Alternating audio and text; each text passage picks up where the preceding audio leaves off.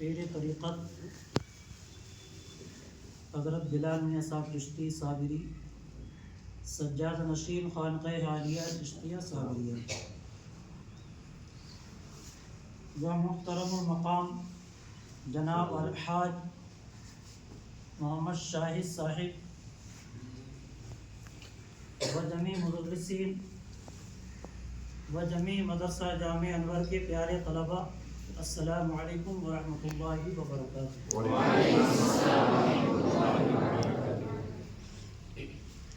آج یہ ایک چھوٹی سی نشست کا جو اہتمام کیا گیا ہے، اس کا ایک خاص مقصد اور ایک خاص جو ہے مطلب، دیکھیے پیارے بچوں، اس وقت کے حالات مد نظر رکھتے ہوئے جو شادیاں ہوتی ہیں ان موقعوں پر اکثر و بیشتر کھانا جو کھڑے ہو کے کھلایا جاتا ہے یہ سنت کے خلاف ہے، اس لیے کہ حضور نبی آدم شافع آدم صلی اللہ علیہ وسلم نے جو طریقہ ہم کو بتایا ہے اسی کے مطابق ہم کو کھانا بھی چاہیے اور اسی حساب سے ہم کو اہتمام و انتظام بھی کرنا چاہیے۔ میرے ساتھ میں جو آج الحاج محمد شاہد صاحب جو کہ یہاں اس وقت موجود ہیں، یہ اللہ رب العزت کا خاص فضل و کرم ہے ان کے اوپر،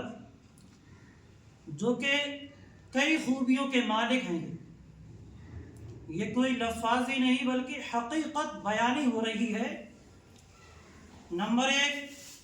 آپ کا بیٹا آپ کے اسی محبوب ادارے سے یعنی مدرسہ جامع انور سے حافظ قرآن اور بہترین حافظ قرآن بن کر کے گیا ماشاءاللہ سے۔ تو بیٹا حافظ قرآن، اس کا اجر اس کو ملے گا، لیکن اس سے کم اجر ان کا بھی نہیں ہوگا۔ تفصیلات یا احادیث کی روشنی میں ہم جانا نہیں چاہتے، بہت ساری احادیث ہیں، والدین سے متعلق بات کو طویل نہ کر کے بلکہ بات کو ہم کو مختصر طور پہ بیان کرنا ہے۔ اور دوسرا یہ کہ KGN2 میں جو مسجد تعمیر ہوئی، یہ ہم مانتے ہیں کہ قوم کا پیسہ اس میں لگا، لیکن دوسروں کی جیب سے پیسہ نکلوا کر کے مسجد تعمیر کرانا یہ بہت دشوار اور بہت مشکل کام ہے۔ پیسہ دینا آسان ہے، لیکن اس نظام کو چلانا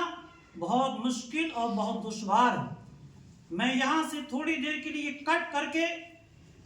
مثال کے طور پہ اس وقت ہم جو جامع انور میں تعلیم و تدریس جو یہاں خدمات انجام دے رہے ہیں یہ آسان ہے، لیکن اس کا جو اہتمام انتظام پیر طریقت حضرت بلال میاں صاحب چشتی جو کر رہے ہیں انہیں معلوم ہے کہ یہ انتظامات کہاں سے ہوتے ہیں۔ بہت دشوار بہت مشکل کام ہے۔ یہ دو چیزیں ہو گئیں، ایک بیٹا حافظ قرآن، دوسرا مسجد کی تعمیر، اور تیسرا یہ کہ ایسے ماحول میں اور ایسے حالات میں سارے لوگوں کو بیٹھا کر کے کھانے کا اہتمام انتظام کرانا، پھر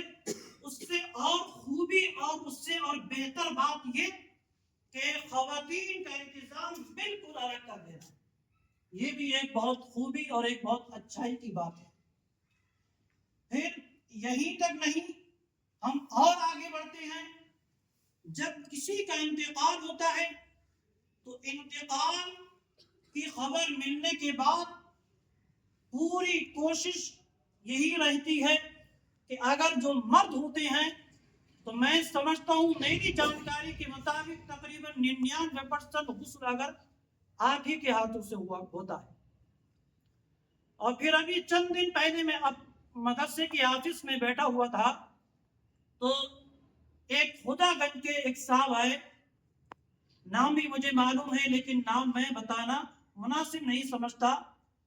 قرآن مقدس کا ذکر ہوا، اس کے ترجمے کا جب ذکر ہوا تو جو صاحب نے حاجی شاہد صاحب کے سامنے ذکر کیا تو ان صاحب نے کہا کہ یہ خدمت اگر آپ ہی انجام دے دیں تو اور بہتر ہوگا،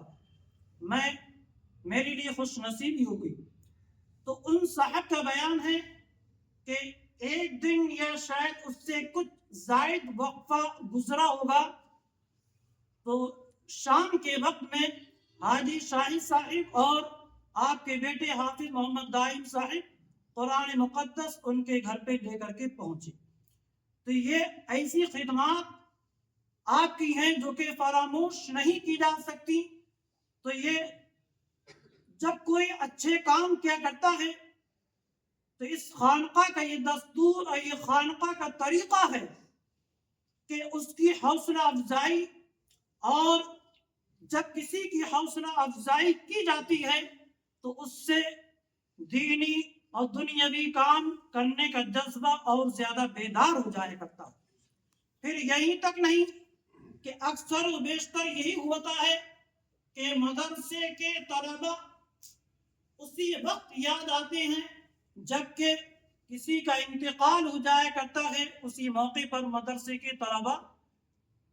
شروع اور اخیر تک 40ویں یعنی برسی تک اسی وقت سلسلہ رہا کرتا ہے۔ لیکن الحمدللہ دونوں وقت کھانا ہم سب کے لیے، تمام طلبہ کے لیے جامع انور میں بھیجا، یہ بھی ایک بہت بڑی بات ہے۔ ورنہ بعض لوگ حساب کتاب لگاتے ہیں لیکن اس تفصیل میں پھر بھی نہیں جانا چاہتا۔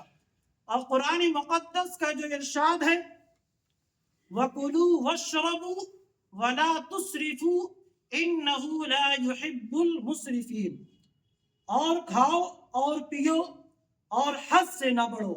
بے شک حد سے بڑھنے والے اسے اللہ رب العزت پسند نہیں فرماتا ہے۔ اب ظاہر سی بات ہے کہ جب حد سے کوئی بھی تجاوز کرے گا تو اللہ رب العزت جب اسے پسند نہ کرے تو ظاہر سی بات ہے پھر اسے دنیا میں کون پسند کرے گا۔ تو بہرحال اگر ہم دینی اور احادیث اور قرآن مقدس کی آیات کی روشنی میں اس پر اگر گفتگو کرنا چاہیں تو بات بہت طویل ہو سکتی ہے۔ اس محفل کو آراستہ اور پیراستہ کرنے کا مطلب یہی ہے کہ محترم المقام جناب بلال میاں صاحب چشتی نے یہ سوچا اور غور کیا کہ ایسے حالات میں جس نے ایک اچھا قدم اٹھایا ہے کیوں نہ اس خانقاہ سے اس کام کی پہل کی جائے، اور اللہ رب العزت ہم سب کو اس کا اجر عظیم عطا فرمائے۔ آمین۔ اور اس محفل کو جس مطلب کے لیے اور جس مصلحت کے لیے آراستہ پیراستہ کیا گیا ہے اللہ رب العزت اس میں کامیابی اور کامرانی اور ترقی عطا فرمائے۔ السلام علیکم ورحمۃ اللہ۔ اب آپ کے سامنے پیر طریقت صوفی ملت حضرت بلال میاں صاحب چشتی وہ تشریف لا رہے ہیں اور کچھ خاص باتیں آپ حضرات کے سامنے بیان فرمائیں گے۔